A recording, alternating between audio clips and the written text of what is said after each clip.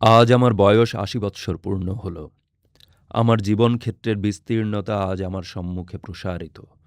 পূর্বতম দিগন্তে যে জীবন আরম্ভ হয়েছিল, তার দৃশ্য অপর প্রান্ত থেকে নিরাসক্ত দৃষ্টিতে দেখতে পাচ্ছি এবং অনুভব করতে পারছি যে আমার জীবনের এবং সমস্ত দেশের মনোবৃত্তির পরিণতি দ্বিখণ্ডিত হয়ে গেছে।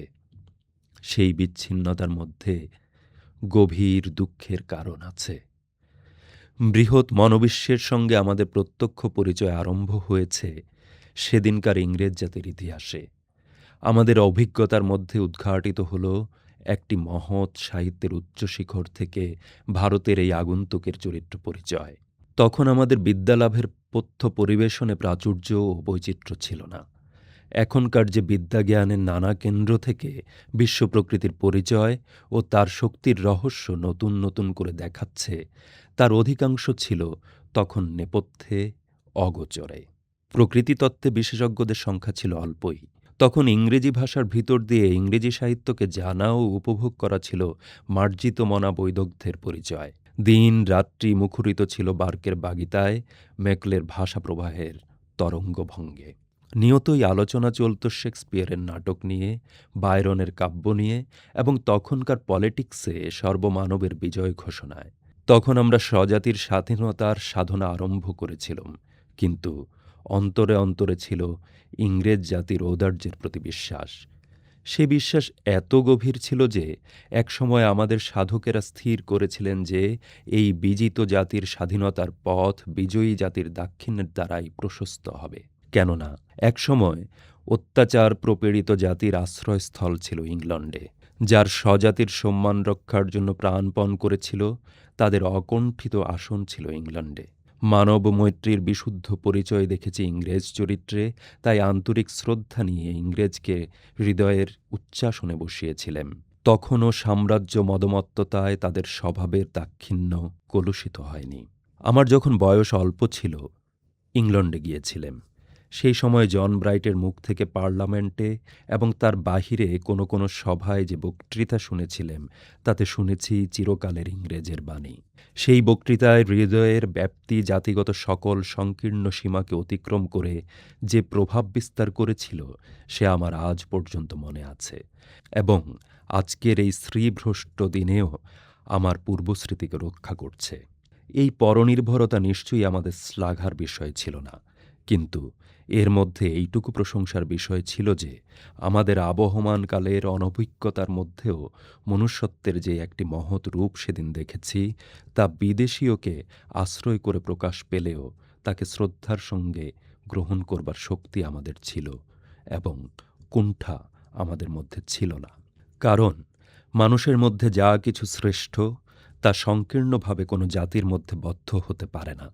তা কৃপণের অবরুদ্ধ ভাণ্ডারের সম্পদ নয়। তাই ইংরেজের যে সাহিত্যে আমাদের মন পুষ্টি লাভ করেছিল, আজ পর্যন্ত তার বিজয়শঙ্খ আমার মনে মন্ডিত হয়ে আছে। সিভিলাইজেশন, যাকে আমরা সভ্যতা নাম দিয়ে তর্জমা করেছি, তার যথার্থ প্রতিশব্দ আমাদের ভাষায় পাওয়া সহজ নয়। এই সভ্যতার যে রূপ আমাদের দেশে প্রচলিত ছিল, মনু তাকে বলেছেন সদাচার, অর্থাৎ তা কতকগুলি সামাজিক নিয়মের বন্ধন। এই নিয়মগুলির সম্বন্ধে প্রাচীনকালে যে ধারণা ছিল, সেও একটি সংকীর্ণ ভূগোলখণ্ডের মধ্যে বদ্ধ। সরস্বতী ও দৃশোদ্যতী নদীর মধ্যবর্তী যে দেশ ব্রহ্মাবর্ত নামে বিখ্যাত ছিল, সেই দেশে যে আচার পারম্পর্যক্রমে চলে এসেছে, তাকেই বলে সদাচার। অর্থাৎ এই আচারের ভিত্তি প্রথার উপরেই প্রতিষ্ঠিত। তার মধ্যে যত নিষ্ঠুরতা, যত অবিচারই থাকুক না কেন। এই কারণে প্রচলিত সংস্কার আমাদের আচার ব্যবহারকেই প্রাধান্য দিয়ে চিত্তের স্বাধীনতা নির্বিচারে অপহরণ করেছিল। সদাচারের যে আদর্শ একদা মনু ব্রহ্মাবর্তে প্রতিষ্ঠিত দেখেছিলেন, সেই আদর্শ ক্রমশ লোকাচারকে আশ্রয় করলে। আমি যখন জীবন আরম্ভ করেছিলাম, তখন ইংরেজি শিক্ষার প্রভাবে এ বাহ্য আচারের বিরুদ্ধে বিদ্রোহ দেশের শিক্ষিত মনে পরিব্যাপ্ত হয়েছিল। রাজনারায়ণবাবু কর্তৃক বর্ণিত তখনকার কালের শিক্ষিত সম্প্রদায়ের ব্যবহারের বিবরণ পড়লে সে কথা স্পষ্ট বোঝা যায়। এই সদাচারের স্থলে সভ্যতার আদর্শকে আমরা ইংরেজ জাতির চরিত্রের সঙ্গে মিলিত করে গ্রহণ করেছিলাম। আমাদের পরিবারে এই পরিবর্তন কি ধর্মমতে, কি লোকব্যবহারে, ন্যায়বুদ্ধির অনুশাসনে পূর্ণভাবে গৃহীত হয়েছিল। আমি সেই ভাবের মধ্যে জন্মগ্রহণ করেছিলাম। সেই সঙ্গে আমাদের স্বাভাবিক সাহিত্যানুরাগ ইংরেজকে উচ্চাসনে বসিয়েছিল। এই গেল জীবনে প্রথম ভাগ। তারপর থেকে ছেদ আরম্ভ হলো কঠিন দুঃখে। প্রত্যহ দেখতে পেলুম সভ্যতাকে যার চরিত্র উৎস থেকে উৎসারিত রূপে স্বীকার করেছে রিপুর প্রবর্তনায়, তারা তাকে কি অনায়াসে লঙ্ঘন করতে পারে। নিভৃতে সাহিত্যের রসসম্ভোগের উপকরণের বেষ্টন হতে একদিন আমাকে বেরিয়ে আসতে হয়েছিল। সেদিন ভারতবর্ষের জনসাধারণের যে নিদারুণ দারিদ্র্য আমার সম্মুখে উদ্ঘাটিত হল, তা হৃদয় বিদারক। অন্ন, বস্ত্র, পানীয়, শিক্ষা, আরোগ্য প্রভৃতি মানুষের শরীর মনের পক্ষে যা কিছু অত্যাবশ্যক, তার এমন নিরতিশয় অভাব বোধ হয় পৃথিবীর আধুনিক শাসনচালিত কোনো দেশেই ঘটেনি। অথচ এই দেশ ইংরেজকে দীর্ঘকাল ধরে তার ঐশ্বর্য জুগিয়ে এসেছে। যখন সভ্য জগতের মহিমা ধ্যানে একান্ত মনে নিবিষ্ট ছিলেম, তখন কোনোদিন সভ্য নামধারী মানব আদর্শের এত বড় নিষ্ঠুর বিকৃত রূপ কল্পনা করতেই পারিনি। অবশেষে দেখেছি, একদিন এই বিকারের ভিতর দিয়ে বহু কোটি জনসাধারণের প্রতি সভ্য জাতির অপরিসীম অবজ্ঞাপূর্ণ ঔদাসীন্য উগ্র হয়ে উঠল। যে যন্ত্রশক্তির সাহায্যে ইংরেজ আপনার বিশ্ব কর্তৃত্ব রক্ষা করে এসেছে, তার যথোচিত চর্চা থেকে এই নিঃসহায় দেশ বঞ্চিত। অথচ চক্ষের সামনে দেখলুম জাপান যন্ত্রচালনার যোগে দেখতে দেখতে সর্বতোভাবে কীরকম সম্পদবান হয়ে উঠল। সেই জাপানের সমৃদ্ধি আমি স্বচক্ষে দেখে এসেছি। দেখেছি সেখানে স্বজাতির মধ্যে তার সভ্য শাসনের রূপ, আর দেখেছি রাশিয়ার মস্কো নগরীতে জনসাধারণের মধ্যে শিক্ষা বিস্তারের, আরোগ্য বিস্তারের কি অসামান্য অকৃপণ অধ্যবসায়। সেই অধ্যাবসায়ের প্রভাবে এই বৃহৎ সাম্রাজ্যের মূর্খতা, দৈন্য ও আত্মাবমাননা অপসারিত হয়ে যাচ্ছে। এই সভ্যতা জাতি বিচার করেনি, বিশুদ্ধ মানব সম্বন্ধের প্রভাব সর্বত্র বিস্তার করেছে। তার দ্রুত এবং আশ্চর্য পরিণতি দেখে একই কালে ঈর্ষা এবং আনন্দ অনুভব করেছি। মস্কো শহরে গিয়ে রাশিয়ার শাসনকার্যের একটি অসাধারণতা আমার অন্তরকে স্পর্শ করেছিল। দেখেছিলেম সেখানকার মুসলমানদের সঙ্গে রাষ্ট্র অধিকারের ভাগবাটোয়ারা নিয়ে অমুসলমানদের কোনো বিরোধ ঘটে না। তাদের উভয়ের মিলিত স্বার্থ সম্বন্ধের ভিতরে রয়েছে শাসন ব্যবস্থার যথার্থ সত্য ভূমিকা। বহু সংখ্যক পরজাতির উপরে প্রভাব চালনা করে এমন রাষ্ট্রশক্তি আজ প্রধানত দুটি জাতির হাতে আছে, এক ইংরেজ আর এক সোভিয়েত রাশিয়া। ইংরেজ এই পরজাতীয়ের পৌরুষ দলিত করে দিয়ে তাকে চিরকালের মতো নির্জীব করে রেখেছে। সোভিয়েত রাশিয়ার সঙ্গে রাষ্ট্রিক সম্বন্ধ আছে বহু সংখ্যক মরুচর মুসলমান জাতির। আমি নিজের সাক্ষ্য দিতে পারি, এই জাতিকে সকল দিকে শক্তিমান করে তুলবার জন্য তাদের অধ্যবসায় নিরন্তর। সকল বিষয়ে তাদের সহযোগী করে রাখবার জন্য সোভিয়েত গভর্নমেন্টের চেষ্টায় প্রমাণ আমি দেখেছি এবং সে সম্বন্ধে কিছু পড়েছি। এই রকম গভর্নমেন্টের প্রভাব কোনো অংশের অসম্মানকর নয় এবং তাতে মনুষ্যত্বের হানি করে না। সেখানকার শাসন বিদেশীয় শক্তির নিদারুণ নিষ্পেষণী যন্ত্রের শাসন নয়।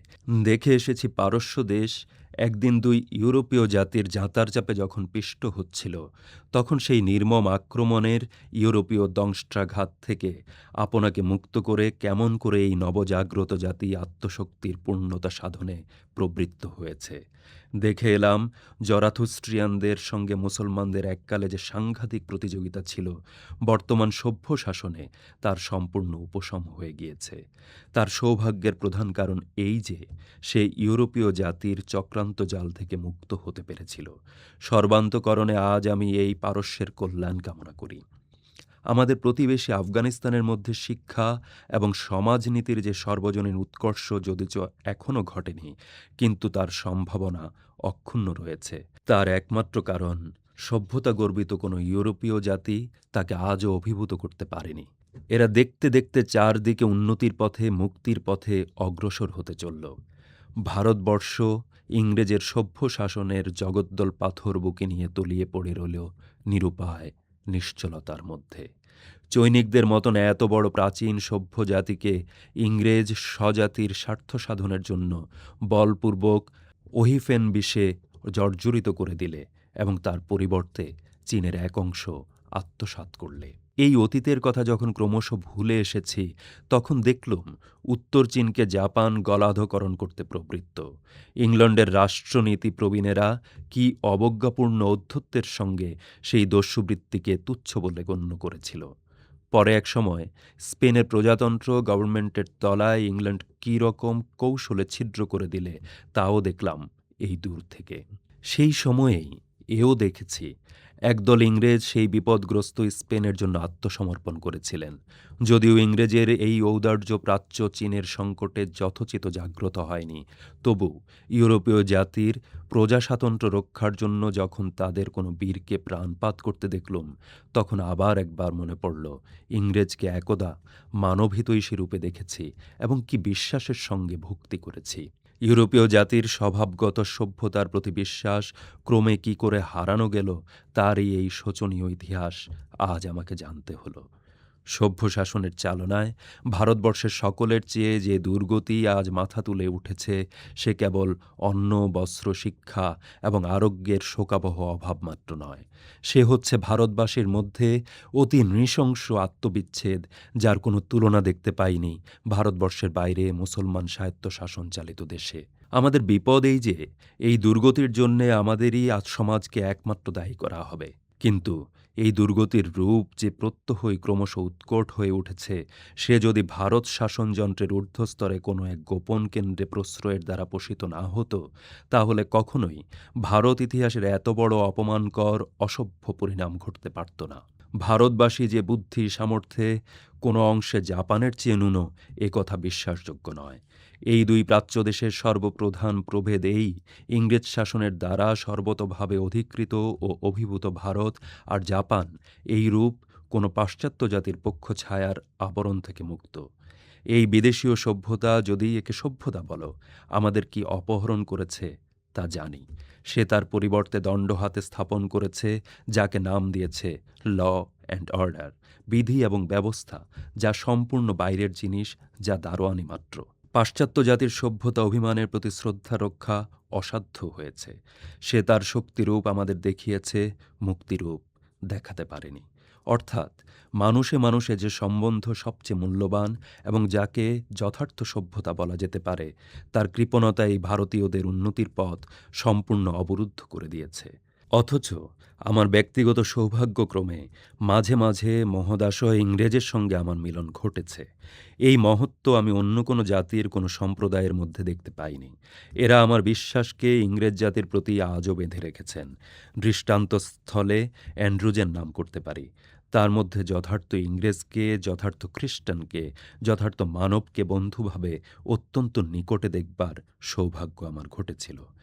আজ মৃত্যুর পরিপ্রেক্ষণিতে স্বার্থ সম্পর্কহীন তার নির্ভীক মহত্ব আরও জ্যোতির্ময় হয়ে দেখা দিয়েছে। তার কাছে আমার এবং আমাদের সমস্ত জাতির কৃতজ্ঞতার নানা কারণ আছে, কিন্তু ব্যক্তিগতভাবে একটি কারণে আমি তার কাছে বিশেষ কৃতজ্ঞ। তরুণ বয়সে ইংরেজি সাহিত্যের পরিবেশনের মধ্যে যে ইংরেজ জাতিকে আমি নির্মল শ্রদ্ধা একদা সম্পূর্ণ চিত্তে নিবেদন করেছিলেন, আমার শেষ বয়সে তিনি তার এই জীর্ণতা ও কলঙ্ক মোচনে সহায়তা করে গেলেন। তার স্মৃতির সঙ্গে এই জাতির মর্মগত মাহাত্ম্য আমার মনে ধ্রুব হয়ে থাকবে। আমি এদের নিকটতম বন্ধু বলে গণ্য করেছি এবং সমস্ত মানবজাতির বন্ধু বলে মান্য করি। এদের পরিচয় আমার জীবনে একটি শ্রেষ্ঠ সম্পদ রূপে সঞ্চিত হয়ে রইল। আমার মনে হয়েছে ইংরেজের মহত্বকে এরা সকল প্রকার নৌকাডুবি থেকে উদ্ধার করতে পারবেন।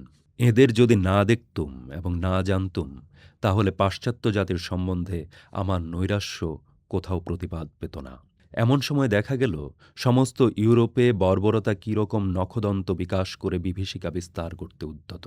এই মানব পীড়নের মহামারী পাশ্চাত্য সভ্যতার মজ্জার ভিতর থেকে জাগ্রত হয়ে ওঠে আজ মানবত্বার অপমানে দিগন্ত থেকে দিগন্ত পর্যন্ত বাতাস কলুষিত করে দিয়েছে। আমাদের হতভাগ্য, নিঃসহায়, নিরন্ধ্র অকিঞ্চনতার মধ্যে আমরা কি তার কোনো আভাস পাইনি? ভাগ্যচক্রের পরিবর্তনের দ্বারা একদিন না একদিন ইংরেজকে এই ভারত সাম্রাজ্য ত্যাগ করে যেতে হবে। কিন্তু কোন ভারতবর্ষকে সে পিছনে ত্যাগ করে যাবে? কী লক্ষ্মী ছাড়া দীনতার আবর্জনাকে? একাধিক শতাব্দীর শাসনধারা যখন শুষ্ক হয়ে যাবে, তখন এ কি বিস্তীর্ণ পঙ্কসজ্জা দুর্বিষহ নিষ্ফলতাকে বহন করতে থাকবে। জীবনের প্রথম আরম্ভে সমস্ত মন থেকে বিশ্বাস করেছিলুম ইউরোপের সম্পদ অন্তরের এই সভ্যতার দানকে। আর আজ আমার বিদায়ের দিনে সে বিশ্বাস একেবারে দেউলিয়া হয়ে গেল। আজ আশা করে আছি, পরিত্রাণকর্তার জন্মদিন আসছে, আমাদের এই দারিদ্র্যলাঞ্ছিত কুটিরের মধ্যে অপেক্ষা করে থাকব। সভ্যতার দৈববাণী সে নিয়ে আসবে, মানুষের চরম আশ্বাসের কথা মানুষকে এসে শোনাবে এই পূর্ব দিগন্ত থেকেই। আজ পারের দিকে যাত্রা করেছি। পিছনের ঘাটে কি দেখে এলুম, কি রেখে এলুম, ইতিহাসের কি অকিঞ্চিৎকর উচ্ছিষ্ট সভ্যতাভিমানের পরিকীর্ণ ভগ্নস্তূপ। কিন্তু মানুষের প্রতি বিশ্বাস হারানো পাপ। সে বিশ্বাস শেষ পর্যন্ত রক্ষা করব। আশা করব, মহাপ্রলয়ের পরে বৈরাগ্যের মেঘমুক্ত আকাশে ইতিহাসের একটি নির্মল আত্মপ্রকাশ হয়তো আরম্ভ হবে এই পূর্বাচলের সূর্যোদয়ের দিগন্ত থেকে। আর একদিন অপরাজিত মানুষ নিজের জয় জয় যাত্রার অভিযানে সকল বাধা অতিক্রম করে অগ্রসর হবে তার মহৎ মর্যাদা ফিরে পাবার পথে। মনুষ্যত্বের অন্তহীন প্রতিকারহীন পরাভবকে চরম বলে বিশ্বাস করাকে আমি অপরাধ মনে করি। এই কথা আজ বলে যাব। প্রবল প্রতাপশালীরও ক্ষমতা মদমত্ততা আত্মম্ভরিতা যে নিরাপদ নয়, তারে প্রমাণ হবার দিন আজ সম্মুখে উপস্থিত হয়েছে। নিশ্চিত এই সত্য প্রমাণিত হবে যে অধমের নৈধতে তাবৎ তত ভদ্রাণি পশ্যতি তত শপত্যানুজয়তি সমলস্তু বিনশ্যতি। ওই মহামানব আসে, দিকে দিকে রোমাঞ্চ লাগে, মর্তধূলির ঘাসে ঘাসে সুরলোকে বেজে ওঠে শঙ্খ, নরলোকে বাজে জয়ডঙ্ক। এলো মহাজন্মের লগ্ন, আজি অমরাত্রির দুর্গতরণ যত ধূলিতলে হয়ে গেল ভগ্ন। উদয় শিখরে জাগে মাভৈ মাভৈ রব নবজীবনের আশ্বাসে। জয় জয় জয় রে মানব অভ্যুদয়, মন্ত্রী উঠিল মহাকাশে।